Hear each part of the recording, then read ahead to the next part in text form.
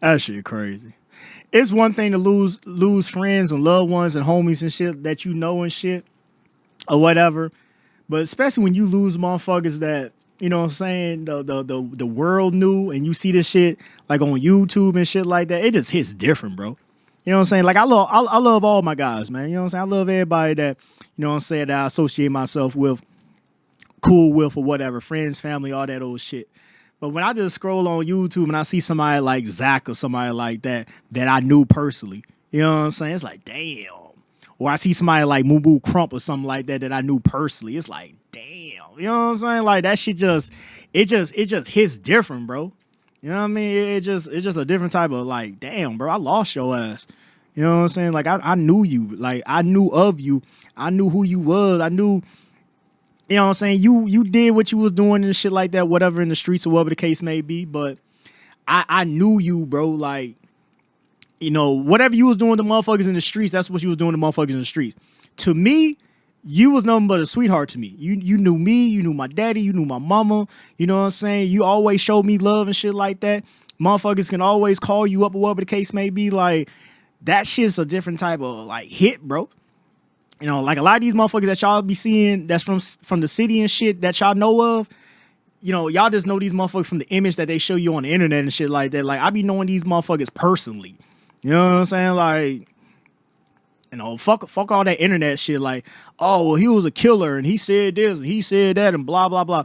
Man, you don't even know buddy ass like that, bro. Like, that's just, you know what I'm saying? Like MUBU Krump. You know what I'm saying? MUBU Krump is another one. You know what I'm saying? Like, my boy, man. You know what I'm saying?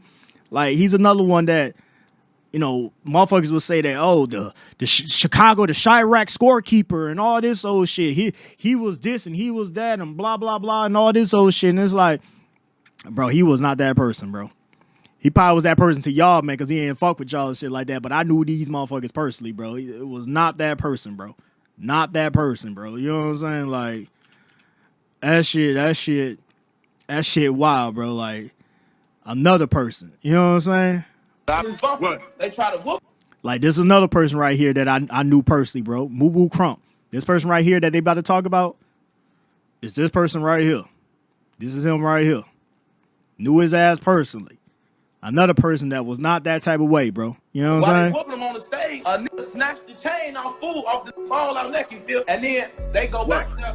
When they go in the back, we all go in the back. Niggas don't like me, I ain't gonna lie to you, because I didn't need to D or something that ain't home. Like, I ain't gonna say, y'all know though, but why I didn't beat him up? For real. I didn't beat a nigga homie up, and then, or you know, the ultimate. And then, I ain't gonna lie though. Hey, big bro, I ain't gonna lie though. Big bro was putting belt to ass on motherfuckers though. I ain't gonna lie. Motherfuckers did fear him though. He was putting belt to ass on motherfuckers. So, I ain't gonna lie. He was putting belt to ass on folks. Be mad at For me, real. but they ain't gonna, because I'm gonna keep doing what I'm doing until they. When I looked at this board, it made me wonder, right? When I put all this together, it made me wonder what in the hell made Krump go outside past midnight.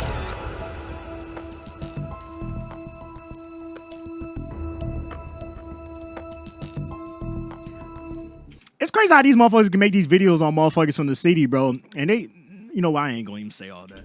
On the night of May 24th, 2018. And what's crazy? This is the crazy part, right? In the same year, within like a month, I lost MUBU Krump and I lost Zach. I lost two individuals that I knew personally within a month of each other. Back in 2018. Because when me and Krump took this picture right here, me and him, we was he had picked me up and shit like that or whatever the case may be. And I had told his that because he wanted to go. He knew me, man. He knew me. I like to go out and shit. I like to go to the club and shit. He had picked me up and shit. And he was like, what you trying to do tonight, man?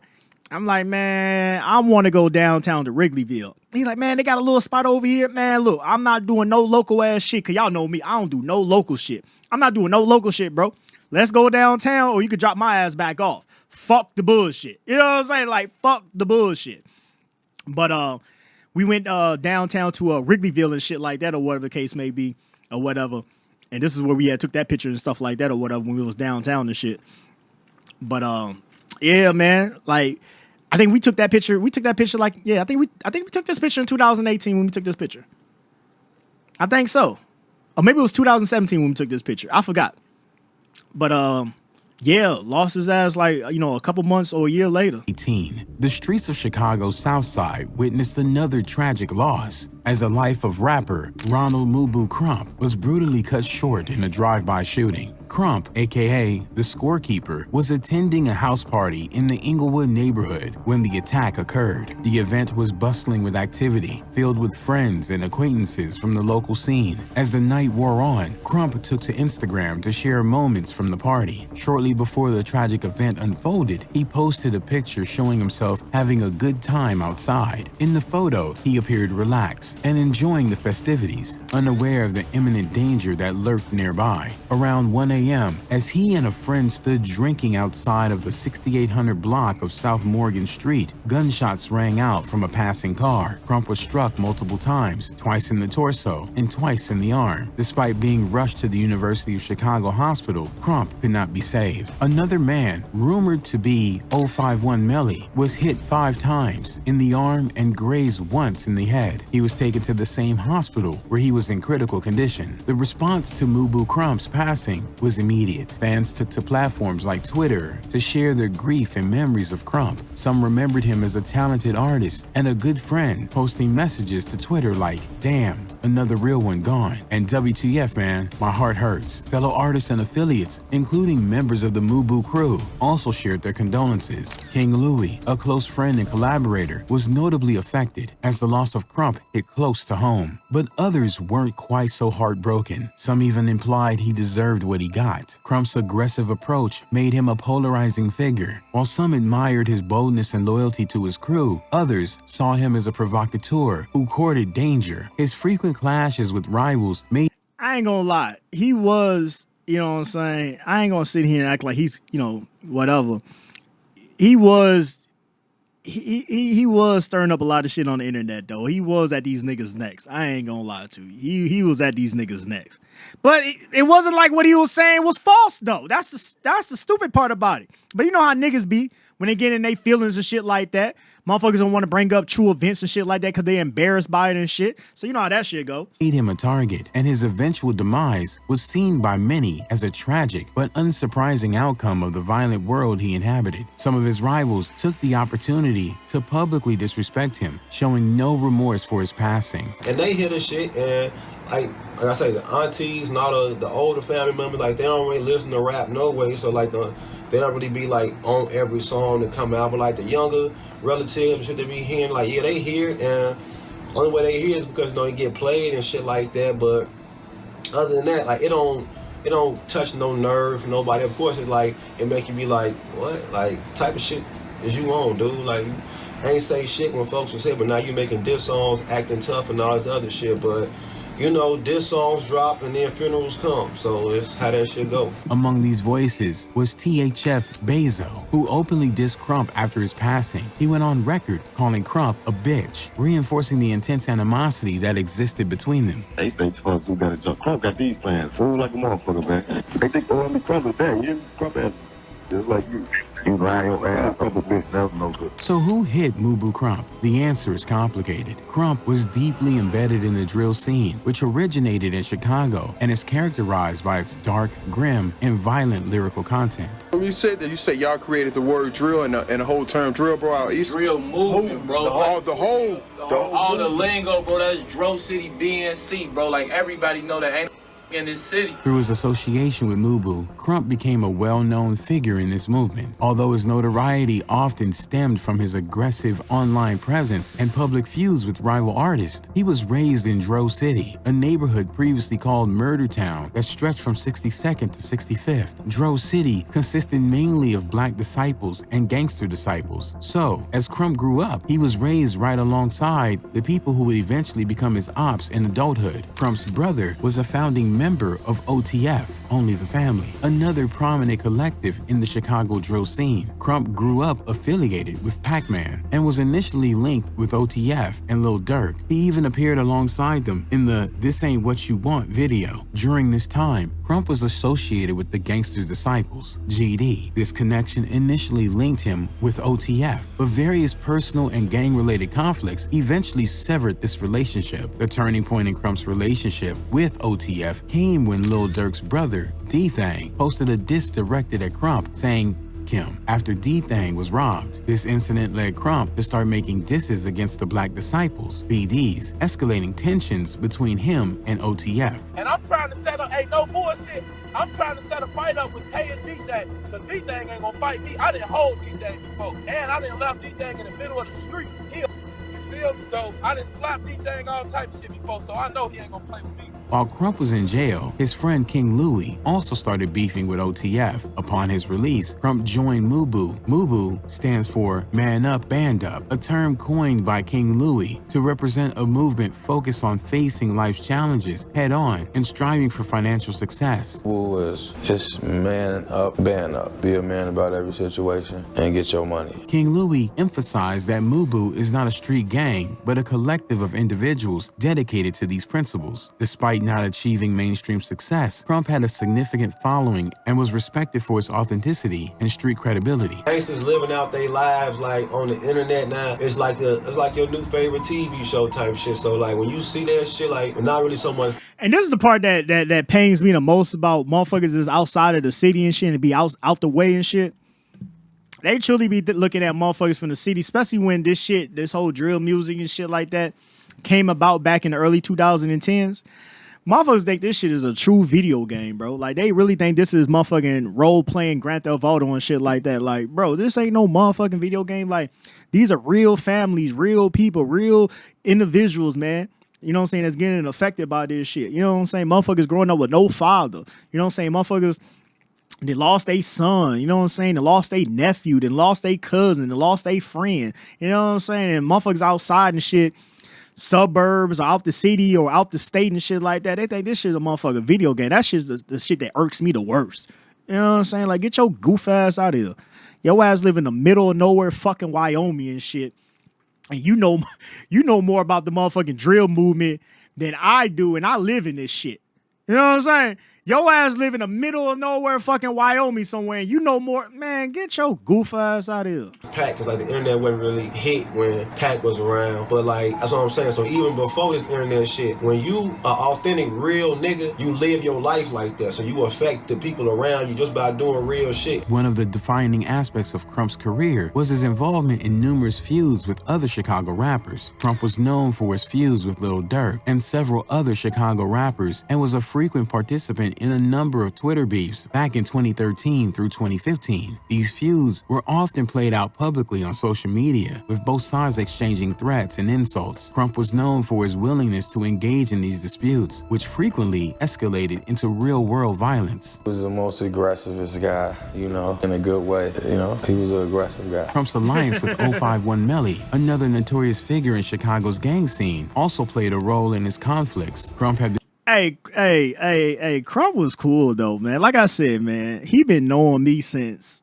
you know what I'm saying? Krump was cool, man. It was like family to me. You know what I'm saying? He been knowing me since Yay High and shit like that. He was cool, man. Like, you know what I'm saying? He knew my mom. He knew everybody in my family, my brothers and shit like that. He knew everybody. You know what I'm saying? And that's another reason, once again, why I was in tune with him and shit, because of my older brothers. Because he's around, just like with Zach, he's around the age of my older brothers and shit. You know what I'm saying? My older brothers, they them. You feel me? They them. You know what I'm saying? I'm the baby out of the family, and I'm the one that I'm not my older brothers. You know what I'm saying? Y'all think that I'm crazy? Man, you should see these motherfuckers. I'm the innocent one. Truly. Not even trying to. I'm truly the innocent one. You know what I'm saying? Them motherfuckers, I don't know what the fuck is wrong with them. You know what I'm saying? They ass on a different type of level. But you know what I'm saying? He knew my whole family and shit. He knew my whole family. I remember back in 2010, my ass, I was at the gas station, shit like that or whatever. You know, 2010, I had just graduated and shit like that or whatever. No, I'll take that back. 2009, actually. I'm still in high school and shit like that, about to graduate.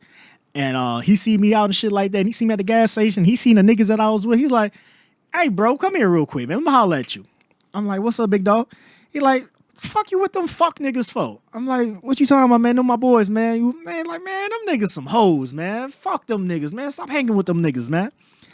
I'm like, man, what? Like, bro, if I was to sit here and call up your brother right now and tell him the type of niggas that you hanging out with, bro, man, he gonna get on your ass. I'm like, all right, man. You know what I'm saying? But lo and behold, though, me stop fucking with those niggas, though. You know what I'm saying? Come to find out, them niggas was on some fuck shit. You know what I'm saying? They was on some fuck shit. So he was letting me see some shit that I didn't see and already pre-warning me, because you already know, man, warning comes before destruction. That's one saying that I always live by. Warning comes before destruction. He was already warning me about some shit before I even seen it. And I stopped fucking with those niggas. And best believe it was a good reason why I stopped fucking with those niggas come later on and shit like that. But he was a real one, bro. He was a real one, man. Like I said, nothing but love, man. Nothing but love, bro. It was nothing but love, man. You know what I'm saying? He see me anywhere or whatever the case may be. Man, what you out here doing, man? Motherfucker out here walking and shit, man. Jump in the car, bro. Jump in the car with him, man. He'll take me back to the crib and shit like that. Because I was one of those niggas. You know me. I was one of those niggas back in the day. I'll be quick to be walking down the street, walking to a bitch house or walking with a bitch or whatever the case may be. I'll be quick to do some shit like that. So he used to see me a lot of times walking and shit like that before I had a whip and shit. Man, what you doing walking, man? Jump in the car, man. Man, I'm finna go to this little shorty house real quick. You finna go to the little bitch house, man. So he'll go, and I remember one time he had, I think I was like 17 or whatever. And I was about to go to this house party or whatever the case may be, but I couldn't get no liquor and shit like that. Because the one liquor store by my crib and shit, the old man's, he knew me. So I couldn't go in there and just buy no liquor because he knew me. He knew my mom's. He knew my family. So I couldn't just go in there and just buy the shit. So man, bro, I need to get some liquor real quick. I'm finna go to a little party and shit like that, whatever the case may be. Man, you going to give me some money. Man, how much you need, man? Give me $5. Better yet, let me keep the change. Man, come on, man. Bring your ass, man. Motherfucker take me up there to the liquor store and shit like that, get some liquor and shit like that or whatever the case may be. And he'll always say, man, you got to pay me and shit, but he always let me keep my change and shit like that. He'll leave me keep my money and shit. But a thorough ass nigga, though, man. Thorough ass nigga, man. A real nigga, bro. You know what I'm saying? Nothing but love with him, man. I ain't got no, you know what I'm saying, weird stories, nothing bad. Bro, a real thorough ass nigga, man. You know what I'm saying? It was nothing but love, bro. Nothing but love, man. You know what I'm saying? Very respectful. You know what I'm saying? Like, he'll come to, you know what I'm saying, when I was living with moms and shit, he'll come in there and say hi to moms and shit like that, kiss her on the cheek, have a short conversation with her and stuff like that. He'll never come in the house disrespectful. He ain't smoking. He ain't coming there reeking with weed or nothing like that. You know what I'm saying? Yes, ma'am, no, ma'am. You know what I'm saying? Very respectful, man. You know what I'm saying? Cool ass dude. Now, what he did to niggas out there in the street, that's what he did to niggas out there in the street. But the nigga that I know is a completely different nigga. Been very close with Kurt Mack from Joe City, which linked him to Melly. Kurt Mack's passing had a profound impact on Krump as he struggled to cope with the loss. He seemed to channel his grief into fierce loyalty for his remaining allies. 051 Melly was known for his violent actions against rival gangs, including OTF, but Krump and Melly were involved in multiple shootings and violent confrontations, which kept them in constant conflict with OTF and their allies. Oh, you know, tell them niggas what's up. You know where Lamont live at? Oh, no. You said what? No, this folks now, they know where you live at, Lamont. No, I'm telling you, man. You know what, man? Tell them pull up. Hey, look, hey, Lamont, Newski, I don't need your address now. Now I know where you stay. At the time, 05 Melly had a lot of bodies and a street reputation of being a Grim Reaper, Terminator, and Krump's close associations with Melly, who had killed several OTF affiliates, made him a more prominent target. One significant event that fueled the feud was a clash between OTF and MUBU members at a meet and greet event hosted by T.I. at Shop 147 in 2014. This altercation, which involved physical fights and accusations of disrespect, further deepened the animosity between the two camps. Krump claimed that D-Thang, Lil Durk's brother, was choked during this incident, which D-Thang vehemently denies. He went on to mock Krump, saying he ran away from the fight. Krump's aggressive online behavior was a significant aspect of his persona and contributed to his feuds. He frequently used social media to mock and provoke his rivals, mainly targeting OTF members. He often went live on Instagram to mock the deceased family members of rival gang members. But at the end of the day, it's everybody else. It's fuck Chino, Newski, and Babo. That's really everybody. I don't even talk about Gutter because himself. They be like on Gutter and he shot himself in the head. That's the clowns today. A nigga shoot themselves in the head playing with a gun, deserve to get. For instance, he trolled OTF Chino's passing sight by ordering what he called a Chino burger and mocked other deceased OTF members, which further enraged his adversaries. We at my favorite spot, y'all. I just ordered my food.